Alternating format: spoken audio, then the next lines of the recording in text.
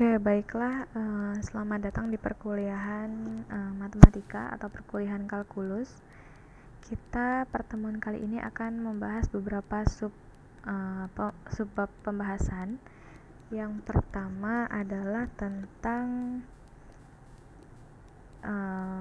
turunan fungsi trigonometri.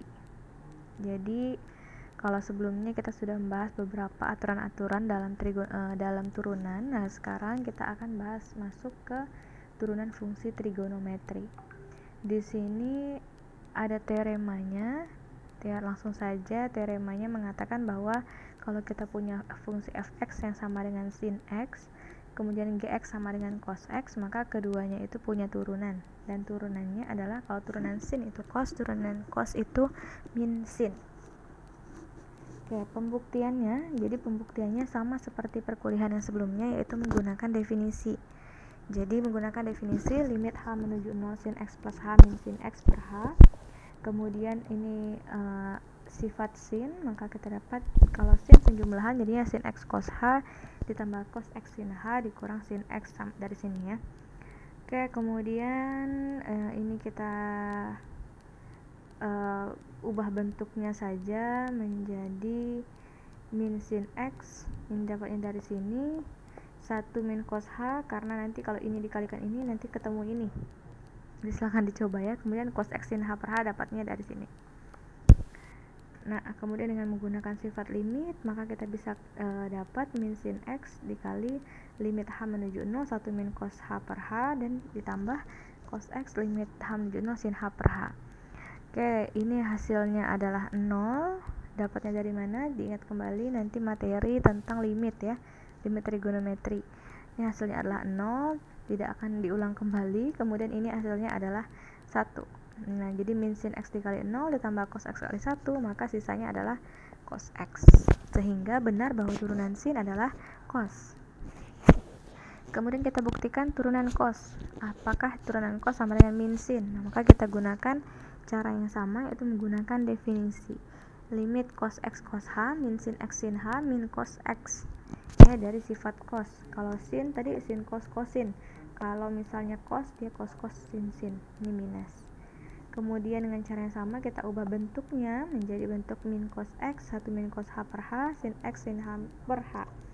Ini dengan menggunakan sifat limit nanti kita dapatlah ini hasilnya 0, kemudian ini dapat hasilnya 1. Maka kita dapatkan turunan dari cos x atau dx cos x adalah minus sin x. Contoh tentukan turunan dari 3 sin x dikurang 2 cos x.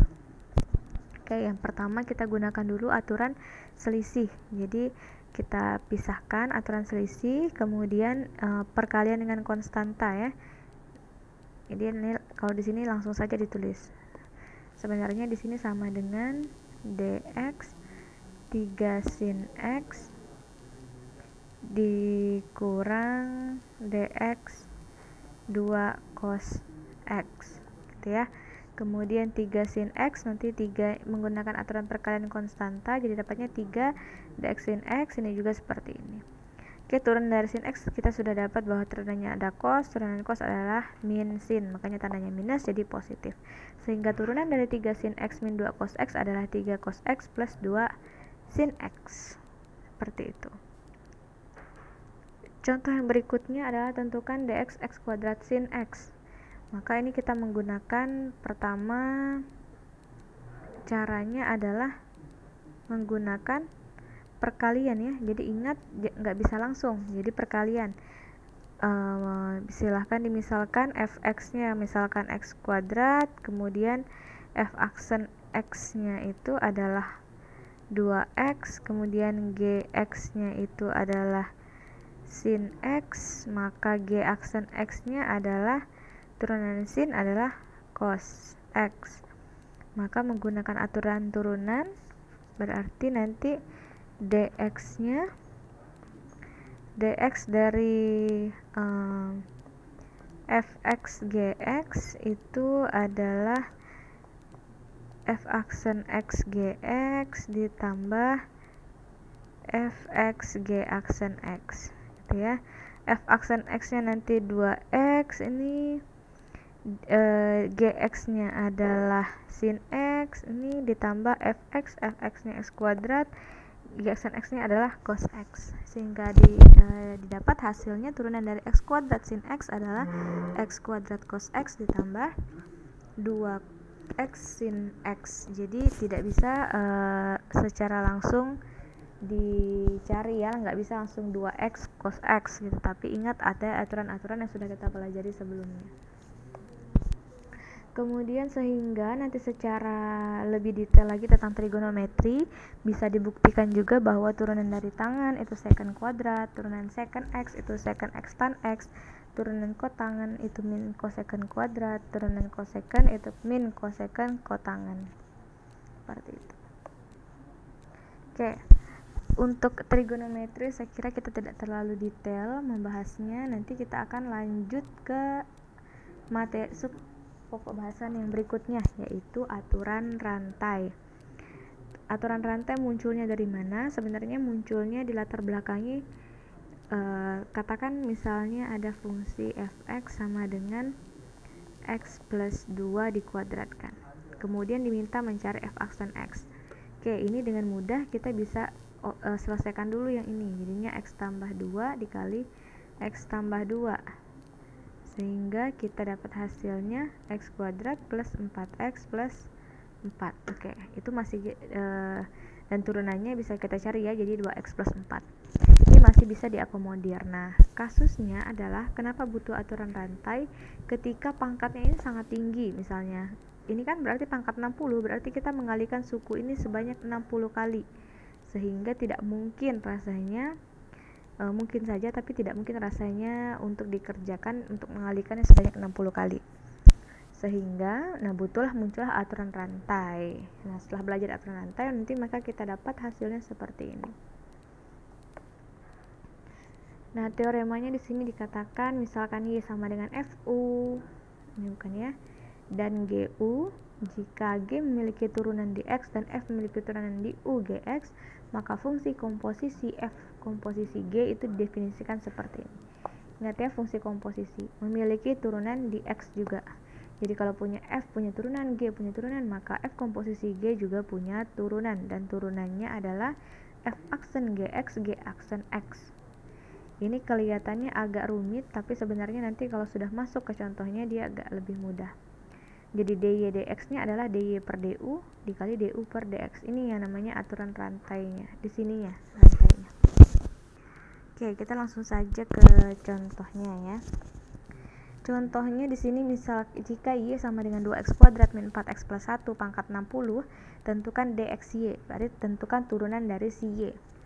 Nah, yang pertama harus kita tentukan tadi, ingat F komposisi GX itu adalah F GX. Oke. Nah, misalkan di sini pakai Y, atau mau pakai fx GX juga boleh. Jadi kita misalkan Y-nya itu adalah U pangkat 60, berarti ini adalah U-nya. Dan U-nya adalah ini. Maka FU adalah U pangkat 60. FU itu U pangkat 60. Dan U ini sama dengan GX-nya adalah 2x kuadrat min 4x plus 1. Nah, akibatnya turunannya adalah turunan dari si U tadi adalah 60 U pangkat 59 dikali G aksen X 4x min 4, sehingga dapat hasilnya U nya kita ganti lagi, kembalikan lagi menjadi 2x kuadrat min 4x plus 1 pangkat 59 4x min 4. Sederhananya adalah caranya yang pertama adalah, kalau ini mungkin jadinya kita menghafal, padahal sederhananya adalah pangkatnya yang di luar dulu yang kita kerjakan. Berarti kan 60 dikali 2x kuadrat min 4x plus 1 pangkat 59. Nah, jangan lupa untuk diturunkan juga di dalamnya, dalam kurungnya, berarti dikali dengan 4x min 4. Nah, sama kan hasilnya, seperti itu.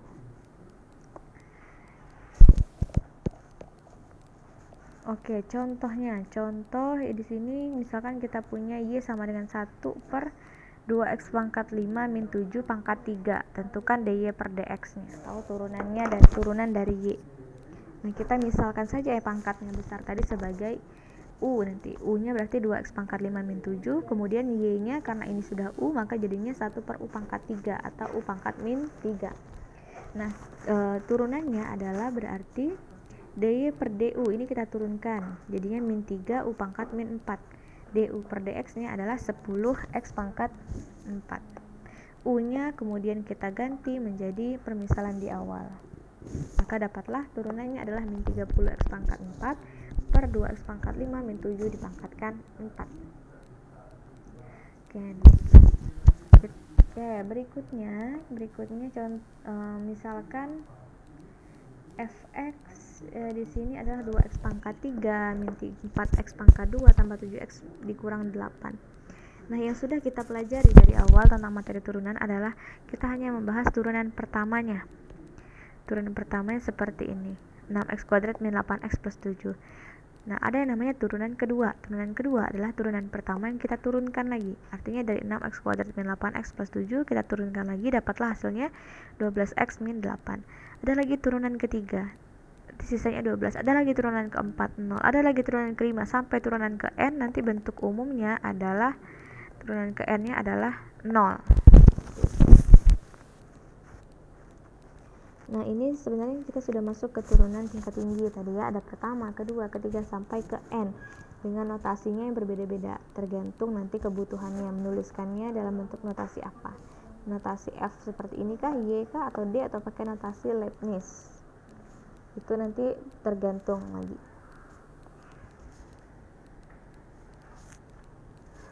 Kemudian di sini kita masuk ke contoh. Contohnya misalnya Y sama dengan sin 2x. Oke. Ini pakai notasi Leibniz, berarti tentukan turunan ketiga, turunan keempat, dan turunan ke-12. Oke, kita punya Y sama dengan sin 2x. Turunannya adalah 2 cos 2x. Ini juga pakai aturan rantai nih. Jadi U-nya itu adalah 2x. Jadi sebenarnya ini nanti FU-nya adalah sin U di sini. Sin U ya, sin U ya. Jadinya kayak sin U ya. Sin U seperti itu. Jadi kalau turunan keduanya berarti min 2 kuadrat sin 2x. Diteruskan sampailah kalau turunan ke-12 ternyata turunannya adalah 2 pangkat 12 sin 2x. Turunan keempat adalah 2 pangkat 4 sin 2x. Sebenarnya nanti dia akan membentuk pola. Jadi polanya seperti ini.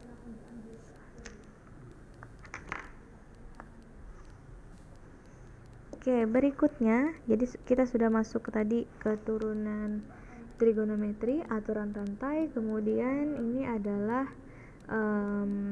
turunan tingkat tinggi, dan sekarang kita masuk ke turunan implisit.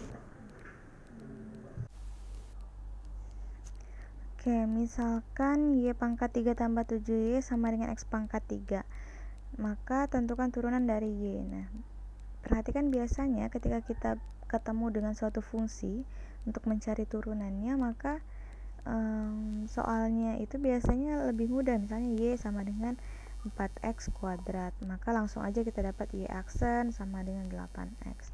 Nah, perhatikan untuk turunan implisit ini bentuknya seperti ini. Jadi Y pangkat 3 tambah 7Y sama dengan X pangkat 3, sehingga tidak secara langsung bisa kita turunkan seperti yang sudah kita pelajari sebelumnya, karena yang kita turunkan adalah dy per dx, biasanya d per dx dari y.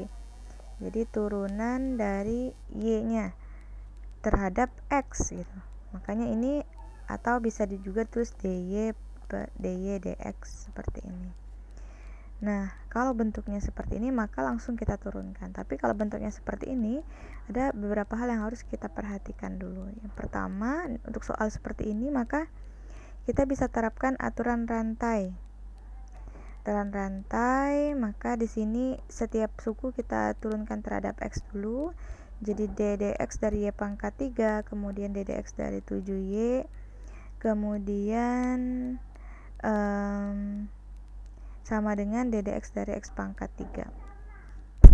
Nah, yang langsung kita bisa turunkan adalah tidak perlu pakai aturan rantai, adalah ini ya. Jadi turunan dari x pangkat 3, karena ini sebagai y nya.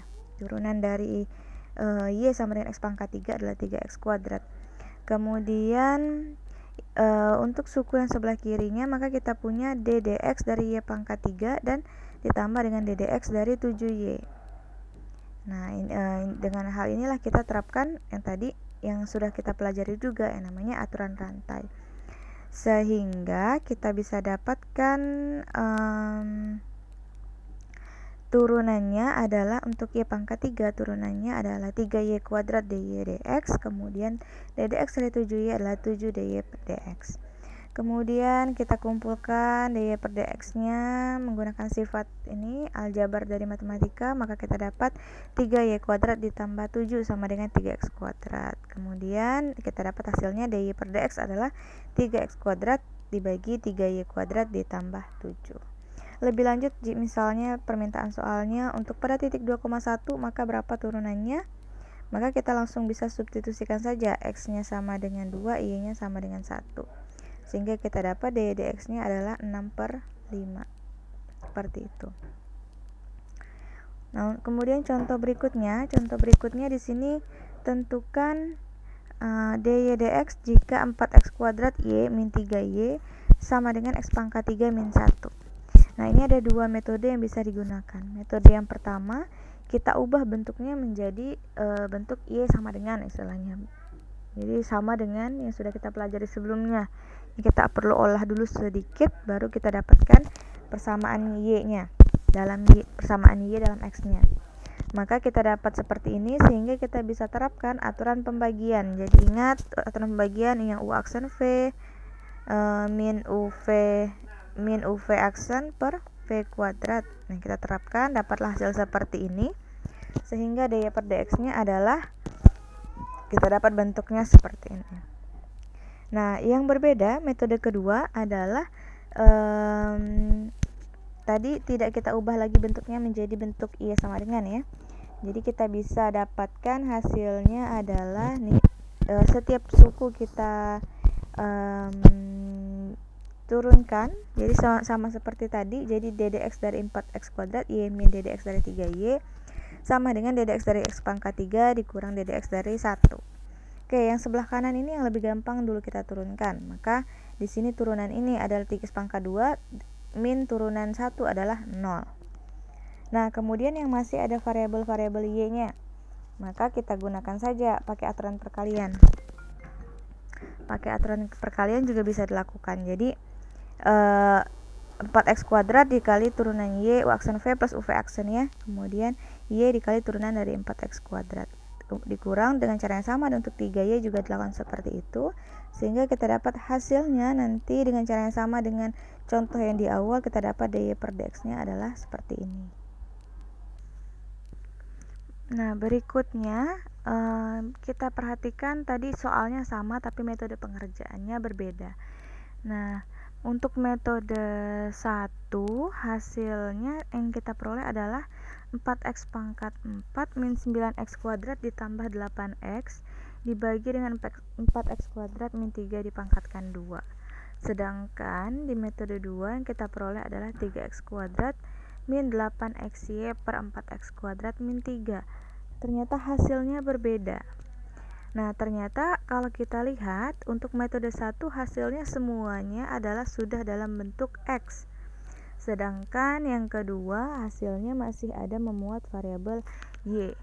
Maka cara yang dilakukan adalah kita substitusikan saja y-nya ke persamaan ini. Y-nya kita dapat dari mana? Tadi dari sebelumnya ini kita sudah hitung y-nya berapa. Sehingga setelah kita substitusikan, maka kita dapat hasil yang sama untuk metode kedua, yaitu 4x pangkat 4 min 9x kuadrat ditambah 8x per 4x kuadrat min 3 dipangkatkan 2. Ini hasil metode kedua sudah sama dengan yang metode satunya gitu. Sehingga ternyata untuk cara yang berbeda, metode 1 dan metode 2, kita bisa mendapatkan hasil yang sama. Hanya saja langkahnya berbeda. Kalau tadi langkahnya adalah kita ubah dulu persamaannya dalam sudah memuat variabel x semuanya.